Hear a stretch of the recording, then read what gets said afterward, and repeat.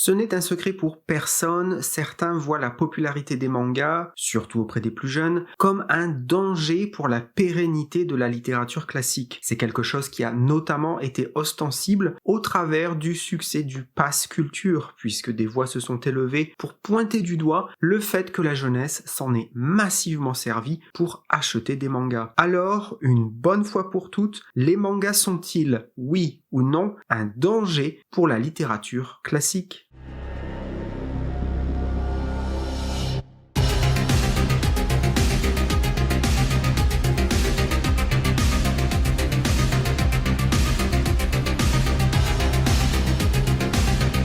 Les mangas sont aujourd'hui devenus très populaires chez nous, et ce de manière exponentielle depuis plusieurs décennies. Certains y voient une forme d'expression artistique originale et riche, qui aborde des thèmes variés et parfois profonds. D'autres y voient un danger pour la littérature avec un grand L, qui serait menacé par ces œuvres ici violentes, ailleurs simplistes, ou tout simplement n'appartenant pas aux mêmes sphères de lecture. Mais avant toute chose, il faudrait peut-être commencer par réfléchir aux raisons du succès écrasant des mangas, chez les jeunes particulièrement. Les mangas offrent un large choix de genres, de styles, de thèmes et de personnages qui peuvent correspondre aux centres d'intérêt et aux aspirations des jeunes lecteurs, que ce soit de l'aventure, du fantastique, du policier, du sport, de la romance, de l'humour ou du drame, il y a un manga pour tous les goûts. Les mangas sont aussi une porte d'entrée vers une autre culture, celle du Japon, qui fascine beaucoup les jeunes. Ils peuvent découvrir des traditions, des coutumes, des paysages,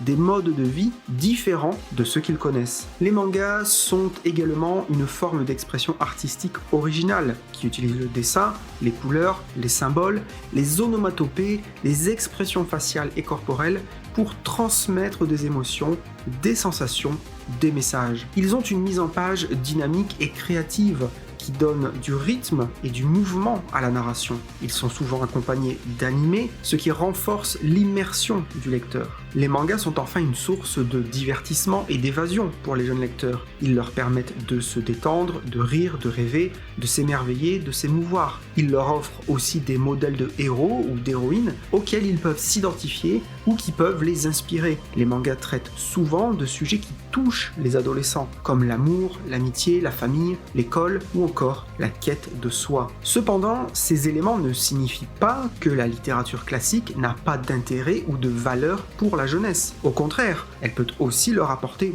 beaucoup de plaisir et de culture. Mais il faut reconnaître que les mangas ont su s'adapter aux goûts et aux besoins des jeunes lecteurs d'aujourd'hui. Les mangas ont un style graphique distinctif qui utilise des codes visuels pour exprimer les émotions, les actions ou encore les décors. Ils ont un style narratif dynamique qui alterne les plans, les angles de vue, les dialogues et les monologues. Ils peuvent ainsi créer des effets de suspense, de surprise, d'humour ou de drame. Les mangas ont donc l'avantage d'être visuellement attractifs et rythmés. En revanche, les mangas ont aussi l'inconvénient d'être parfois trop chargés ou trop simplifiés, ce qui peut nuire à la lisibilité ou à la crédibilité de l'histoire. Ils peuvent aussi être limités par le format du livre ou du magazine qui impose une certaine taille et une certaine disposition des cases. La littérature classique a un style écrit qui utilise des mots pour créer des images, des sons, des sensations. Elle a aussi un style littéraire qui se caractérise par le choix du genre, du registre, de la structure, de la syntaxe et du vocabulaire. Elle peut ainsi créer des effets de beauté, de style et de valeur. Elle a donc l'avantage d'être riche et variée dans ses expressions et dans ses formes. En revanche, la littérature classique a aussi l'inconvénient d'être parfois trop complexe ou trop obscure, ce qui peut rendre la lecture difficile ou ennuyeuse. Elle peut aussi être dépassée par le temps ou par le contexte, qui rendent certains textes incompréhensibles ou inadaptés aux lecteurs actuels. Les mangas ont un contenu diversifié qui couvre de nombreux genres et thèmes. Ils peuvent traiter de sujets fantastiques, historiques, romantiques, policiers ou sportifs. Ils peuvent aussi aborder des questions existentielles, sociales, politiques ou morales. Les mangas ont donc l'avantage d'être adaptés aux goûts et aux intérêts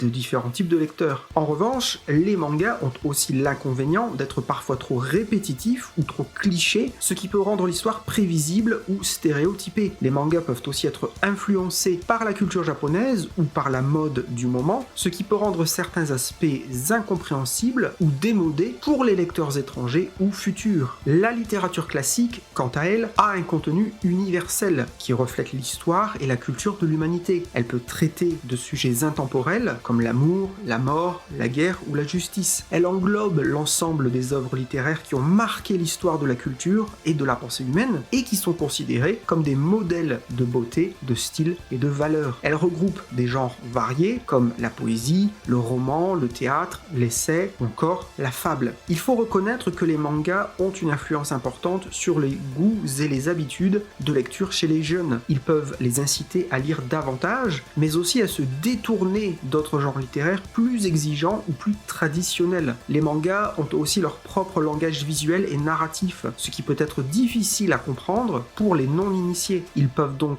créer un fossé entre les générations ou les cultures. Cependant, il faut aussi nuancer cette vision pessimiste. Les mangas ne sont pas tous identiques, ni intrinsèquement de mauvaise qualité. Il existe des mangas qui traitent de sujets sérieux, comme l'histoire, la philosophie, la science ou la société. Il existe aussi des mangas qui rendent hommage à la littérature classique en adaptant des œuvres célèbres ou en s'inspirant de leurs auteurs. En conclusion, on peut donc dire que les mangas ne sont pas un danger pour la pérennité de la littérature classique. Ils peuvent coexister avec d'autres genres sans les remplacer ni les dévaloriser. Ils peuvent même enrichir la culture générale des lecteurs, à condition qu'ils ne se limitent pas à ce seul type de lecture. Les mangas sont une expression artistique à part entière qui mérite d'être reconnue et appréciée pour sa diversité et sa qualité. La littérature classique, quant à elle, est une référence culturelle incontournable qui doit être préservée et transmise pour sa beauté et sa valeur. Les deux genres peuvent se nourrir mutuellement en s'échangeant des influences et des hommages. La question n'est donc pas de savoir si les mangas sont un danger pour la pérennité de la littérature classique, mais plutôt comment les faire dialoguer et cohabiter harmonieusement. Il n'y a pas d'opposition entre les deux formes de lecture, mais plutôt une complémentarité. L'important est de respecter les choix et les envies de chaque lecteur.